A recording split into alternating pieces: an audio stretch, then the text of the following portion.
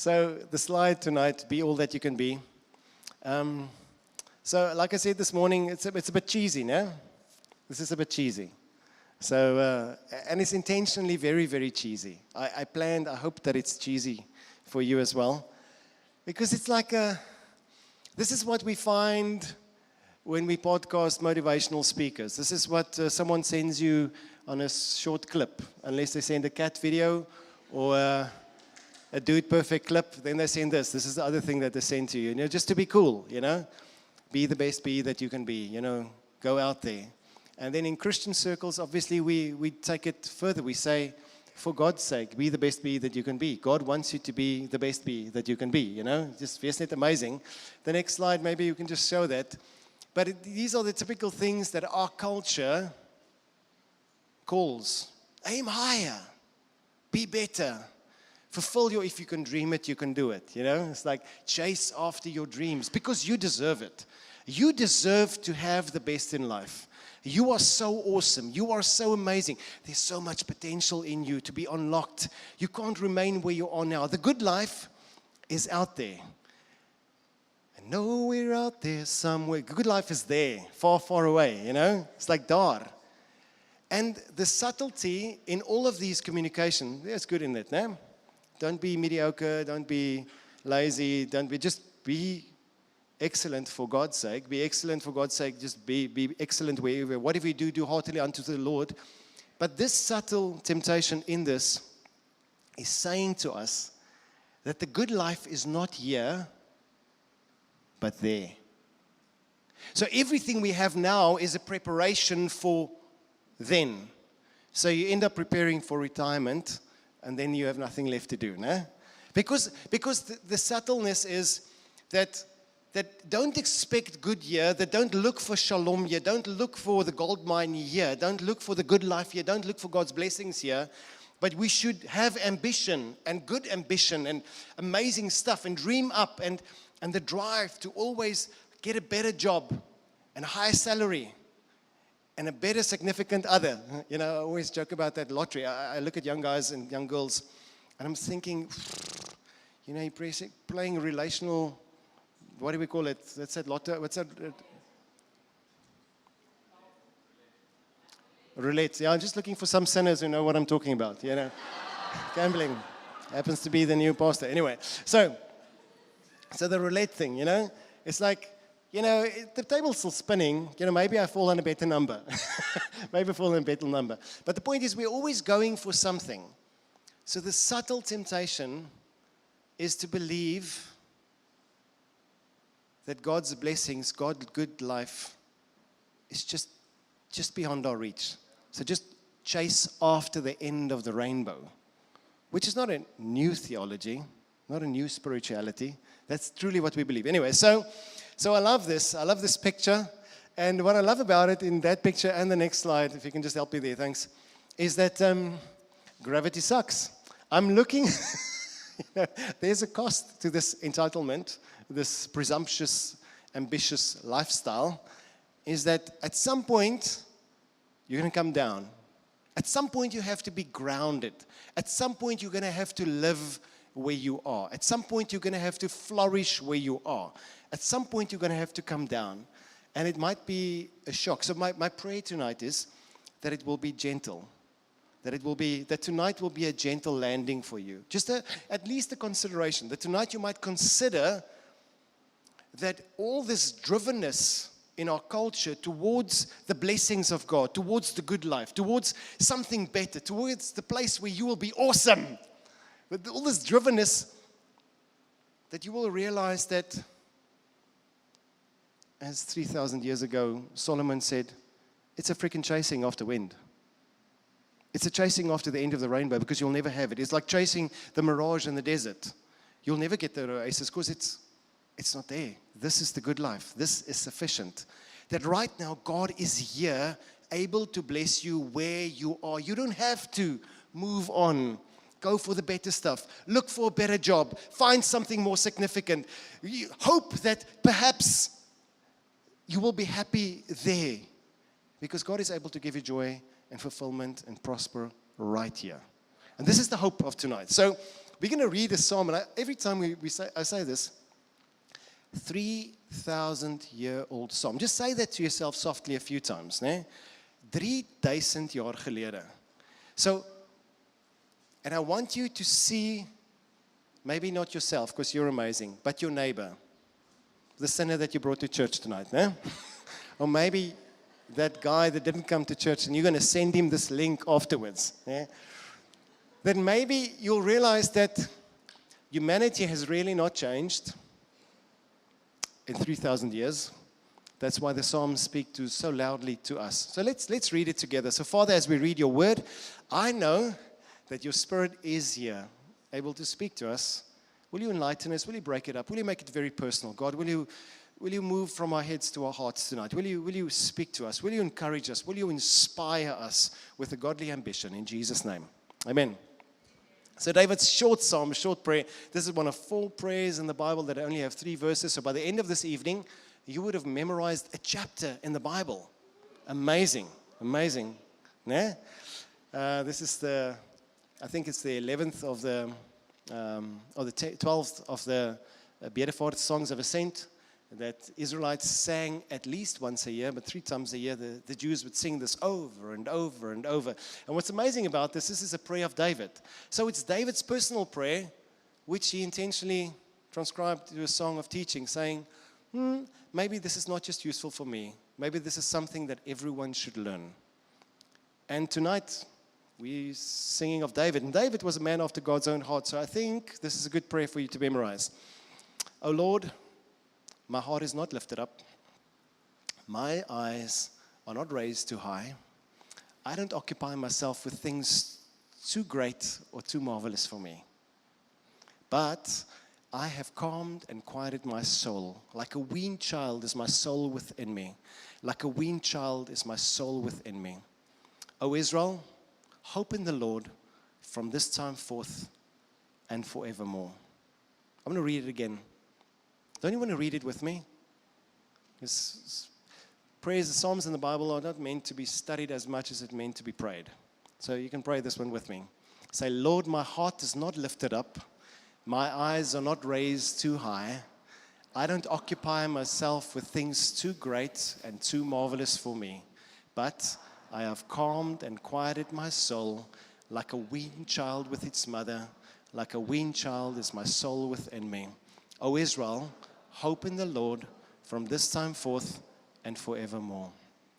It's amazing. In reading this psalm, I wonder if you have the same sensation as I have. You read this and you go like, I don't occupy myself with things too great or too marvelous for me. My heart is not lifted up. My eyes are not lifted. I'm going like, I have calmed and quieted my soul. I'm like, this is sometimes true for me. Sometimes there are those times when this is true for me. I wish it was all the time, but this is not all the time. And obviously this is David. And this is obviously later on in David's life, because we know there was a time in David's life where David was really, really ambitious. Eventually, at some point, being the king, being the main man in Israel, it's clear that in his early days, after killing Goliath, or when he was anointed as king, there was no arrogance or pride. It seems as though the Bible story is very clear that David was not perfect. Very clear. I mean, it takes time, and the big chapters are the chapters where it expounds his sin and his failure and his judgment. No? So the smaller chapters, but you can see that when David was anointed as king of Israel, when he was a young boy, a ruddy boy, doesn't seem to be pride there. He was happy to be with the sheep. He was forgotten and pushed away by the family, so that later on when he brought his brother's stuff, there was constantly enmity. They were jealous of him, but he didn't seem to be arrogant. And when he went out on the battlefield to kill Goliath, when he went to King Saul and said, Yelas amal bang, give me that sword, give me something, or just give me, I'll go and slay this. Who is this guy scheming about my God? I'll chop off his head. It's clear that there was no ounce of arrogance or pride there. It was just a sense of duty and honor, no? Courage, duty, honor, because this is about God. And later when the girls started singing in the streets about him, he had his groupies everywhere in fame pages, at the wells, and the ladies were talking about, David, did you see this old fashion in this magazine? It was amazing. But it didn't seem as though it touched him as much as it just spurred jealousy in Saul. He was in Saul's court. Saul became jealous of him, chased him. Saul wanted to kill him because the rumor was that David was planning an insurrection to topple the kingdom. But it's clear that it wasn't David's intention there. But there was a time when David became arrogant, when David started counting a census in the country. And he also wanted to count. He wanted to see, how big is my kingdom now? You know, it's like, can't touch this, Dad. And he was looking at how big he became. Even so that, and we don't really get this culturally, but he even wanted to count the Levites, the tribe where God says, this is my people. Levites are my people, given to bless Israel and to serve me. You don't touch my people. And it's just so clear that definitely David became proud because he wanted to bounce the numbers, you know, enlarge the size of my kingdom, you know. And God judged him severely for it. There was a time, obviously, in his life where David's eyes were roaming, and he was ambitious as well when he had his 2 wives. And then he decided, watching porn from the roof, looking at the ladies' bath, and he goes like, I want that one. And he stepped over. He was ambitious. He wanted to take something which was not given to him, someone who wasn't given to him, and there was sin in his heart. So it's clear that this wasn't David in his earlier days, but this was David in his latter days. And I love the fact that he learned to quiet his soul. It was a learning to quiet his soul. So if you say that you read this and it's times of it seems true and sometimes it doesn't seem true for you, the invitation is a learning. But look at this anti-psalm by David Paulson, another Paul's David. He just said, listen, so if you want to get our culture, this is our culture. Self, my heart is proud. I'm absorbed in myself. And my eyes are haughty. I like looking down on others. And I chase after things too great and too difficult for me. I constantly do that. So, of course, because of this, I'm noisy and restless on the inside. And it comes naturally, like a hungry infant fussing in its mother's lap. Like a hungry infant, I'm restless with my demands and my worries. I want it all and I want it now. So I scatter my hopes onto anything and anybody all the time, hoping that someone can fulfill my desires. I think when we read this, if it's not true for you, this is for that friend that you want to send the WhatsApp to, the link to afterwards. This is our culture. This is human nature. The fact that we, since the Garden of Eden, since the time when our first mother and father in the garden did what God said you shouldn't do, you can have anything you want, but you don't touch the tree of the knowledge of good and evil. And they decided, stuff this. I'm going to have what I want when I want it. I want to decide what's good for Ross. I want to decide what's good for Adam. Why should God decide what's good for me? I have enough brains to steward this package of mine so I can have a flourishing life. I know what the good life is. I will chase after it. And since the moment they stretched out that hand and they ate of that fruit, from that moment onwards, humanity is the state in which we are. We constantly want to be haughty, to assume the right and the power to know what's good for me. I will steer my own life. I will have what I want whenever I want to. And it's always been that way. And from that moment onwards, we're always chasing after what we deem good for the moment, ignoring the limitations and the boundaries that God has placed on me. Our culture does not like limitations. Our culture doesn't like, I mean, it's not true just for our culture. Just think about you and your diet plan. Just think about that. Die man weet nie waarvan ek praat nie. Maar anyway, just think about, you know that you shouldn't have one more. But you have one more. Whether it's cake, coffee, a cigarette, or whiskey.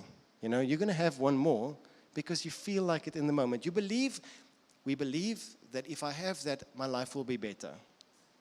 My life will be better. And we know the results is die volgende oggend of die volgende week, when you get on the scale or when you look in the mirror, it's not that good, né?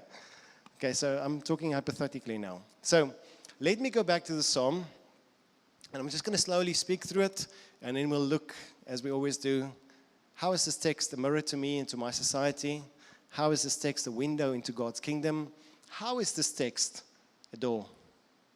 Invitation for me to respond to God. Okay, so I always hated this when I was sitting on that side, but don't you just want to touch the person next to you and just say, we're going somewhere tonight, focus, focus. Okay.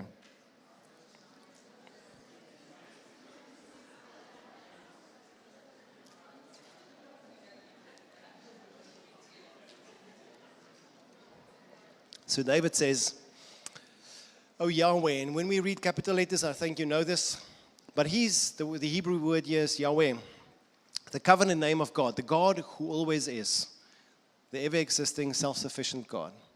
But David is talking to his covenant God, to the God that has been there for Israel always, to the God who has bound himself to Israel and to David, the king. He bound himself to him, and he's counting on this. He's talking to this relational God, this God of covenant, and he's saying, God, my heart is not lifted up. It's not proud. Cape Town. My heart is not entitled, God. I don't presume a right or a worth more than I should. I don't think of myself too highly, God. I don't. There was a time when I did, but I don't anymore. I don't. I have cultivated and calmed. I've composed my soul. God, my heart is not too proud, too exalted, too lifted up. It isn't, God. And because there's not pride in my heart, God, I also want to say that my eyes are not raised to my neighbors too much. There's not arrogance.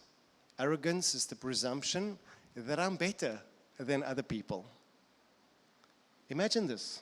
Because even people with a low self-esteem, I want to say, also people with a low self-esteem struggle with arrogance. Because even if you don't think that you're better, we like spotting where people fail, spotting their flaws. It's amazing. I wonder if we, probably not tonight, but maybe in another night when we were worshiping, I wonder if everyone is, maybe it's just me, but there were times in my life I would sit in the crowd and would so enjoy the worship, and I also like playing guitar, and I was thinking, it's like having a worship off with God. Anyway, but worship here, and then I would imagine just how awesome I would be leading the worship. And so that people will go like, whoa, dude, you're anointed. It's amazing.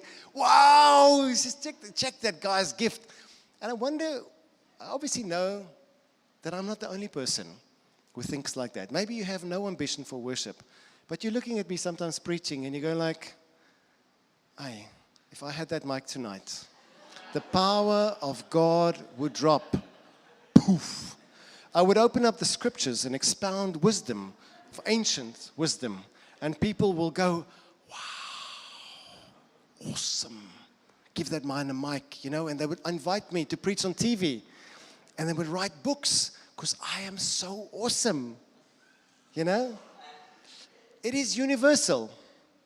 It is universal. Maybe it's not this. Maybe you're watching rugby and you go like, man, if I wasn't stuck behind this desk as an accountant, I tell you, the Old Blacks, ek sal vir hulle tackle, papi, daar sal niks oor wees nie. Or spot yourself running, or writing music, or you sing in the shower and you go like, man, if someone could just not see me, but hear me now. It's like, it would be amazing. I would be famous. Simon would press that golden buzzer and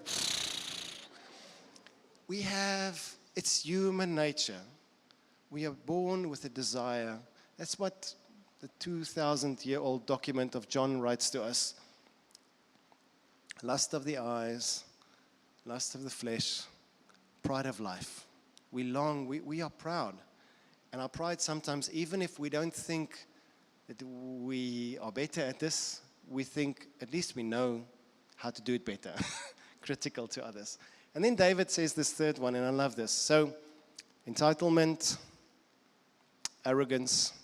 And the third one, David says, I don't occupy myself with things too great and too marvelous for me. And this branches out in two areas.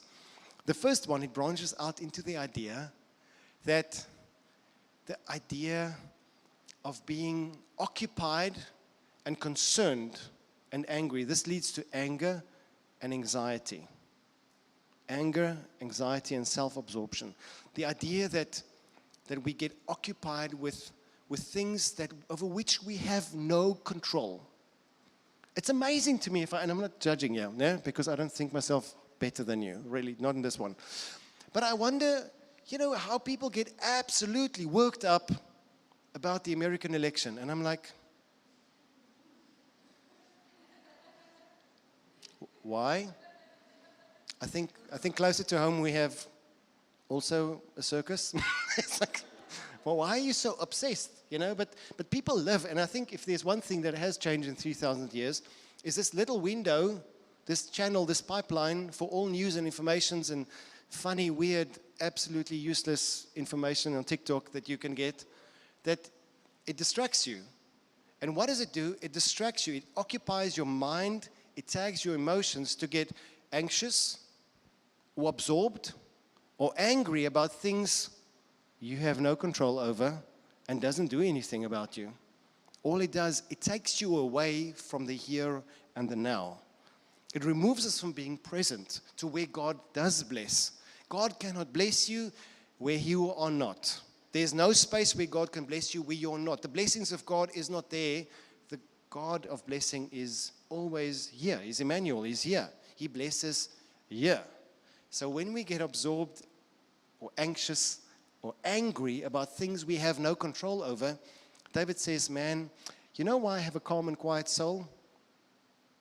It's because I've been weaned from these distractions, which move me away from where God actually is, where the good life actually is. That the good life is here, not there. And the second thing is not just to be worked up about stuff, but also the daydreams, the flights of fantasy, which I painted a little bit earlier. You being this professor in Norway about salmon hunting. It's belachelijk. Maybe it's your word of knowledge somewhere. But you've got these ideas about me going to be this amazing, famous person, this significant, awesome person. Let me tell you a story. No, it's not my story to tell. So sorry, I just did the worst thing to you that I could. But I'm not going to. It's not my story to tell. I'll invite Doc Fani to tell the story himself one day about his pursuit of purpose in life and where he found the blessing of God. He thought he's going to be this amazing professor in Europe that teaches the world. And he was that literally, and he did a postdoc there, and he was amazing. But eventually, in Jan Kriel School, for 18 years, he lived up his purpose with kids that no one bothers to spend time with. And he found the blessing of God and the favor of God in his life like never before. A full life of rich blessings. Just an amazing story. But anyway, the marvelous to me. So living in fantasies and in dreams, thinking that God will bless me when I find that job, or when I reach that qualification, or when I reach those things. It's not wrong to pursue a career. But the constant chasing and jumping from job to job and place to place in the hope that one day, the constant working so hard so that one day I can have a good life. The chasing of the rainbow, that's what David is writing about here, but his son wrote, Solomon, saying, it's the chasing after wind, dude. There's no blessing there. There's no greater blessing than we have now. And then David says, but this one thing. He says, but surely. The translation doesn't have it here, but it says surely. He's saying, you can test me on this, dude. You can test me on this. Check it out. He's saying, I have calmed, I've composed, and stilled, quieted my soul. Like a weaned child with his mother, like a weaned child is my soul within me. And this metaphor of some of you don't know young men don't know what a weaned child is, but you're a weaned child, I hope so. Well, some men never get off the bottle, but it's like, they grow up with the bottle. It's grappie. Anyway, the point is, being weaned is the process of teaching a baby that it's now no longer time for you to be fed on demand on the breast, but we'll give you meals. So it's the first terrible thing that most healthy children go through. The first troubling thing. Dis moeilik, dis ongemaklik. You don't like it because the baby is used to cry and mommy picks her up, puts her on the breast. It's comfort, it's warmth, it's affection, it's security, it's food, it's good. She's happy. Stomach full, happy, fall asleep right there. It's amazing. But then there comes a time when the good mom knows that this is not a time for you to be on the breast anymore. You got to learn. You got to grow up. You need something else. So because of that, I'm going to deny you what you demand. I'm going to deny you what you are used to getting. I'm going to deny you what you feel entitled to get. And what was proper, but it's not proper anymore. So I'm going to say no to you. And you're going to be angry, and you're going to be anxious, and you're going to worry. You're going to think, does mom not love me anymore? Why are you so rude? But the child will soon figure out that, wow, pumpkin is amazing. Millies is flippin' lekker. 'n stukkie biltong is beautiful, and 'n stukkie steak is beautiful. And it's better than mom's milk. There will never be a time when a healthy person will go back to breast milk. There will never be a time, because this is awkward, no? But this is so much better. This is so much better. So the point is, for that season, the 2 weeks, 3 weeks, depending on the will of a child, this child will feel anxious and angry. But David is saying here, there was a time when I was weaning, but now I'm weaned. There was a time when I was constantly demanding, longing for, where I was angry and anxious or absorbed because of what I'm not getting, what I feel I should get, and what I feel entitled to get, and that's not there anymore. And he's saying, I have learned to calm and quiet in myself. And you want to go like, David, how?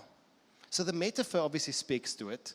The metaphor is the communication that we want to get here. It's like the security of a good parent who loves you, who cares for you, who's yours. It's a personal connection. It's not a child, it's your mother. It's a bond. And this person has the best interest for you.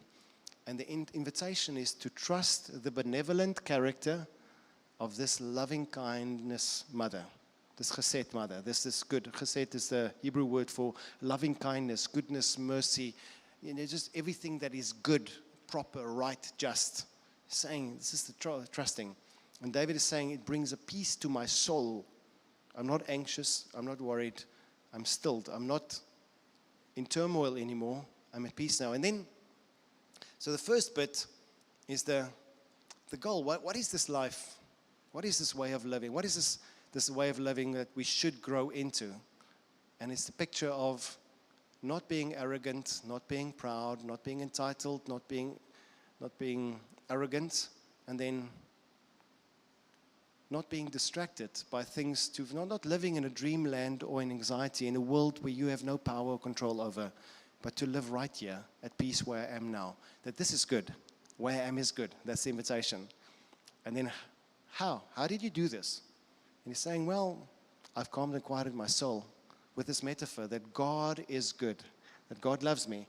And although I have desires that feels unmet, although I feel entitled to get stuff, I've calmed and quieted my soul with the reality that there is a good mom who loves me. There is a good God who loves me, who cares for me. This is one of 3 instances in the Bible where the picture is clearly God like a mother, more than a father, because the metaphor doesn't work with a dad. No, doesn't. Yeah, it's funny. It's awkward.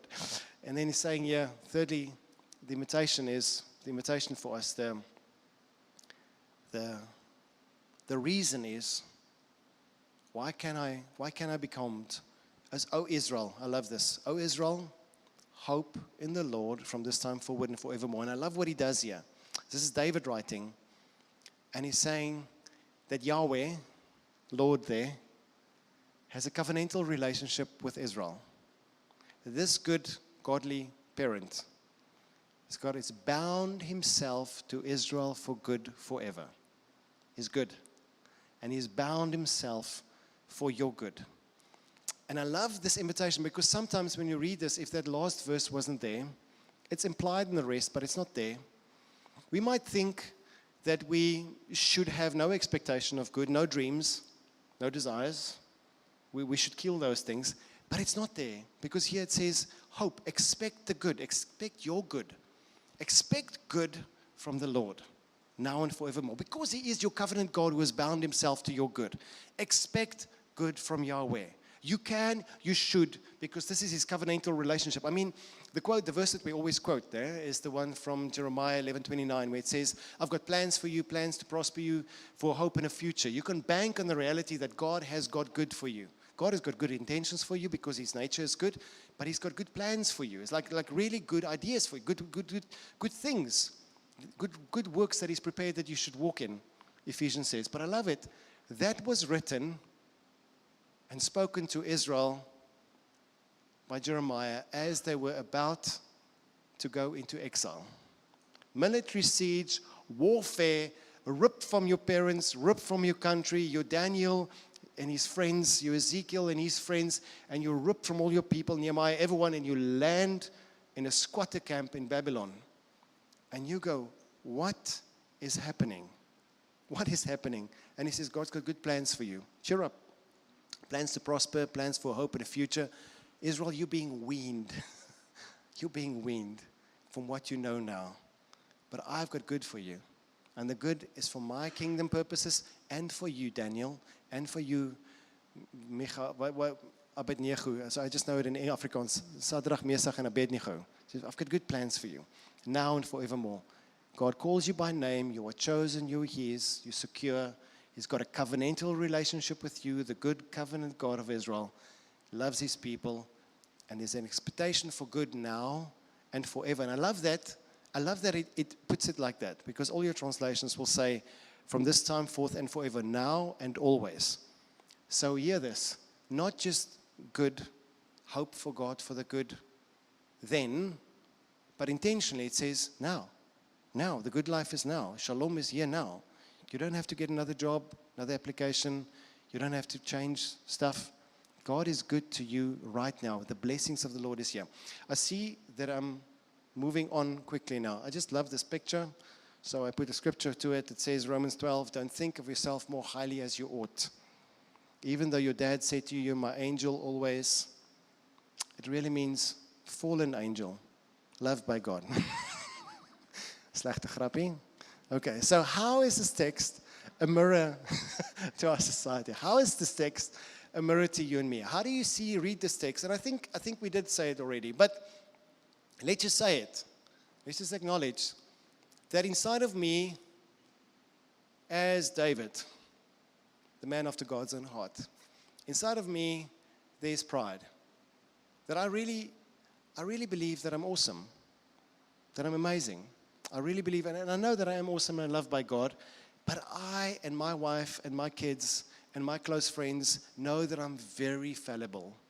They know. The longer you know me, the more you know, ek is 'n gefalle mens. Ek is 'n sondaar. I mess up. I hurt. I get angry. I get frustrated. I lose my cool. I am a failure. I'm a sinful person.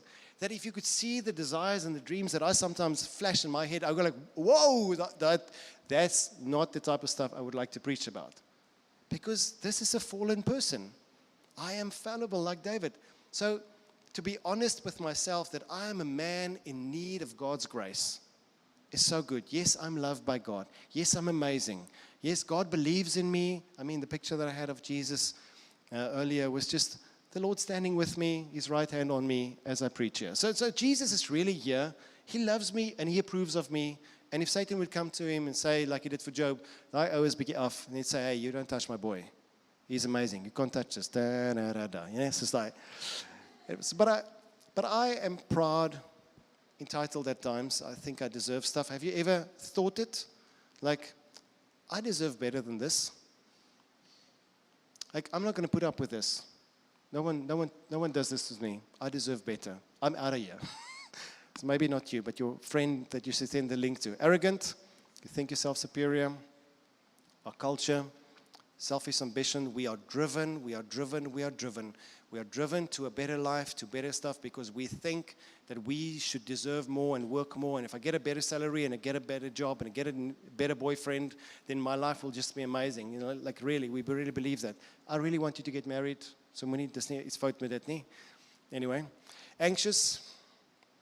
It leaves us anxious, angry, and absorbed. I mentioned that earlier. Anxious because we feel, this is what I want to say. Our parents grew up with not many choices, eh? Not your parents, my parents, previous generation, eh? Grew up with not many choices. you got a job at the post office and you would probably live in that job for 40 years. Get a gold watch, they greet, and you get retired. That's your option. And you were fine with that. They were fine with that because they believed that this is a good life. I have a job, I have a stable income, I've got good stuff, I'm going to live here, and it's amazing. Yes, everything at the post office isn't right, it's not good, but it's fine. This is my job, and I'm living here right now. And then, same with Volkskas Bank, Absa Bank, you would live there forever, or PSG, or Sanlam, or any of those stuff. You work at Waterwese, because they believe that this is good. We grow up with the idea that there's amazing stuff out there, that the world is your oyster, that if you can dream it, you can do it. But the problem with that is that if you are the one who is responsible for your joy because of your decisions, you're going to struggle with anxiety.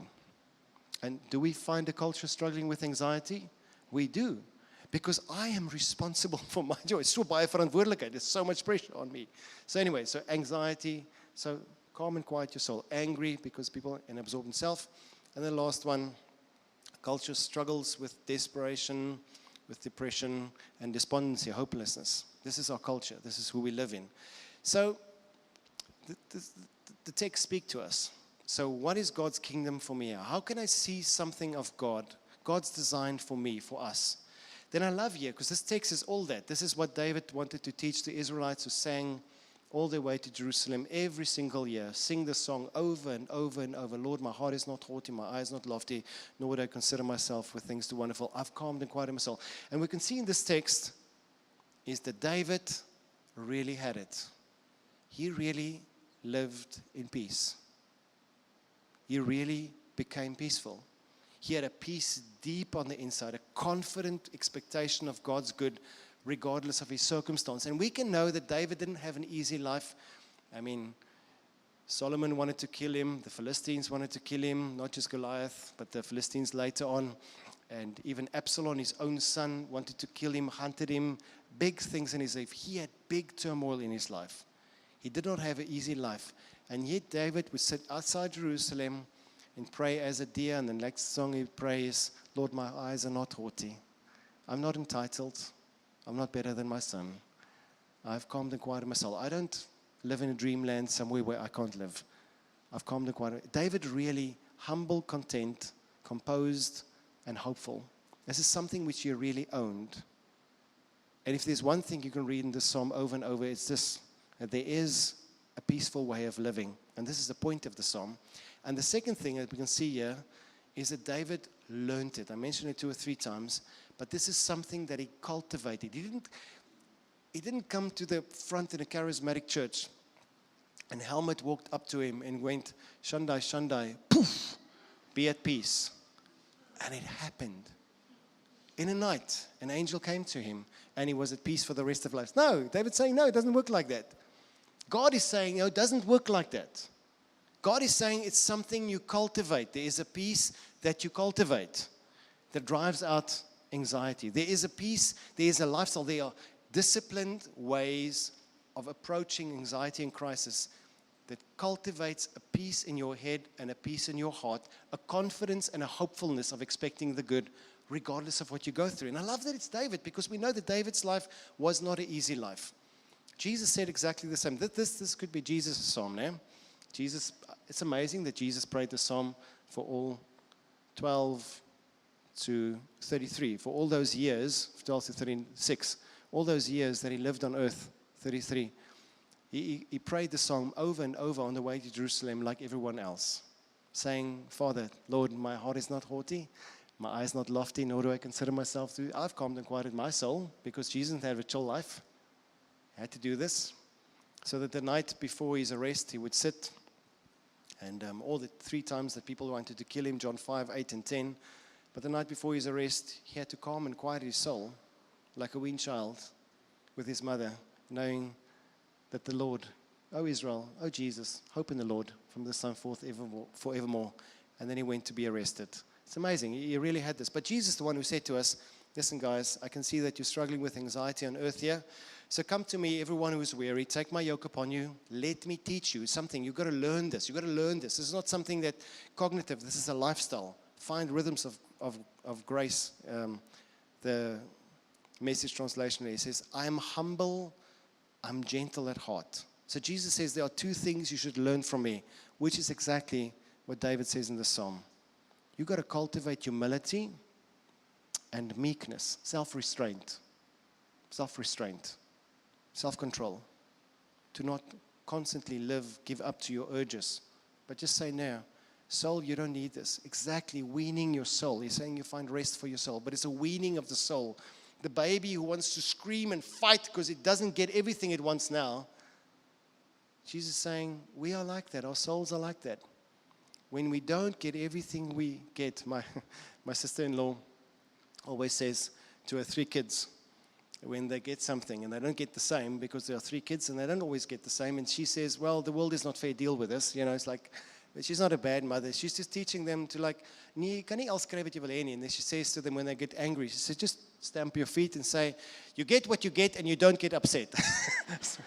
So the weaning baby has to say to itself, it's kicking and screaming on mom's lap because she just wants the breast now, and saying, no, you get what you get and you don't get upset. Self-restraint, calm, compose your soul.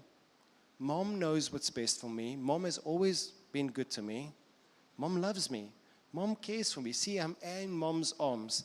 She won't let me die of thirst. She won't let me die of hunger. She knows me. She cares for me. Same thing. It's amazing to know that Jesus' temptation in the wilderness were these 3 things. No? Come on, Jesus. You can make yourself some bread. Yeah, you're hungry. You've been fasting for 40 years. In fact, 400 years ago, right here, 1,000 years ago, right here in this, 1,400 years, sorry, right here in this desert, you made bread for Moses and the guys. Why don't you just make bread for yourself now? Let manna rain down. Come on, do it. Feed yourself. And then Jesus is saying, nah, Dad knows I'm hungry. Dad knows I'm hungry.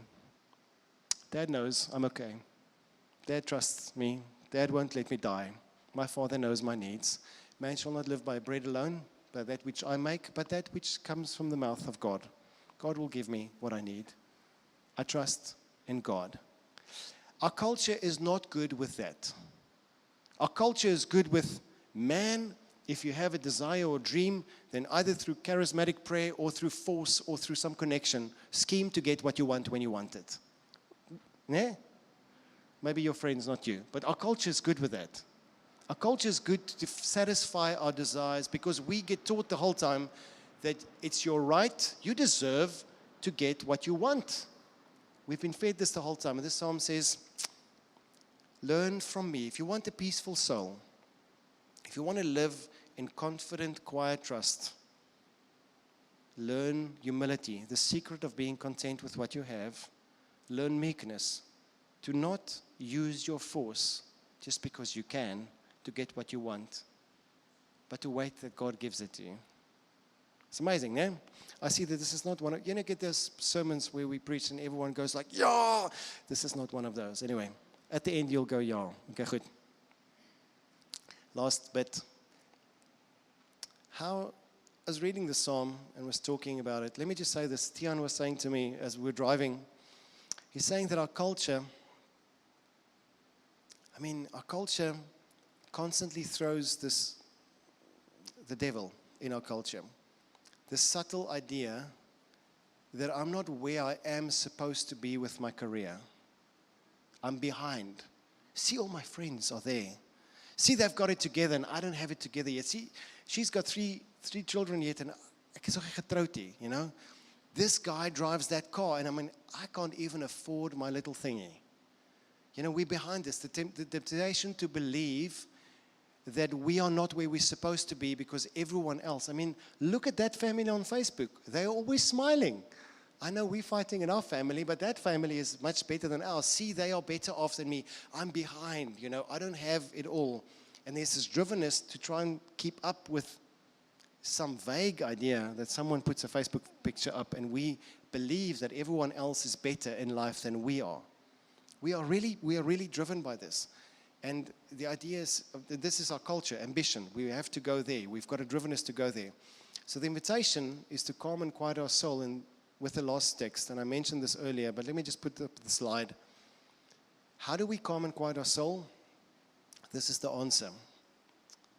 Calm and quiet our soul in the knowledge, and not the knowledge, the habitual confession that the Lord, my covenant God, God who has bound himself to you in Jesus. You are bought with a price. You are his. You've been chosen by God. You are called by God. You are set aside by God. You are being steered by your shepherd all your life. You are being steered. The role of the shepherd, the role of your covenant God, the role of the shepherd, it's not the sheep's responsibility to keep on track. It's the shepherd's responsibility to keep the sheep on track. We can run away, but if you run away, I want to tell you that the great shepherd will find you and will bring you home and will care for you, because he has to give an account to the Father for your soul. Jy moenie so stres dat jy het gaan mis in die lewe nie. There's a good shepherd who is held accountable for you. He has shed his blood. He's brought you to the Father. You are his. He knows you by name. You are precious in his sight. He has you in his hands. First one, your name. Secondly, confident expectation. He will do you good. He is good. He will do you good. The temptation in the world is you can have a better life outside of God's will. When you choose yourself, Adam's temptation, the lie that the serpent told Adam in the beginning, you can have a better life if you decide what's good. I will tell you, outside of God's will, you will live in anxiety, in restlessness, in anguish, and in drivenness your whole life. Self-absorbed. Because then you have to make it all by yourself. David said, at the end of my life, I've learned to calm and quiet my soul, because God has good things for me. He knows me by name, and he's bound himself to me forever. It's the same thing the Lord is saying to you.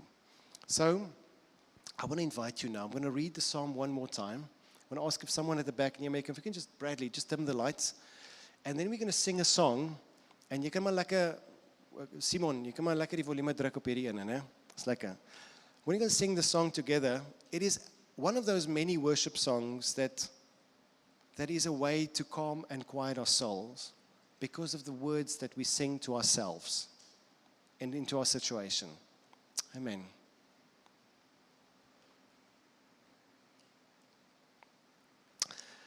Lord, my heart is not lifted up, nor my eyes raised too high above others. I do not occupy myself with things too great and too marvelous for me. Therefore, and in this way, I've calmed and quieted my soul. Like a weaned child with his mother, like a weaned child is my soul within me. O Israel, O Shofar Durban will hope in the Lord from this time forth and forevermore.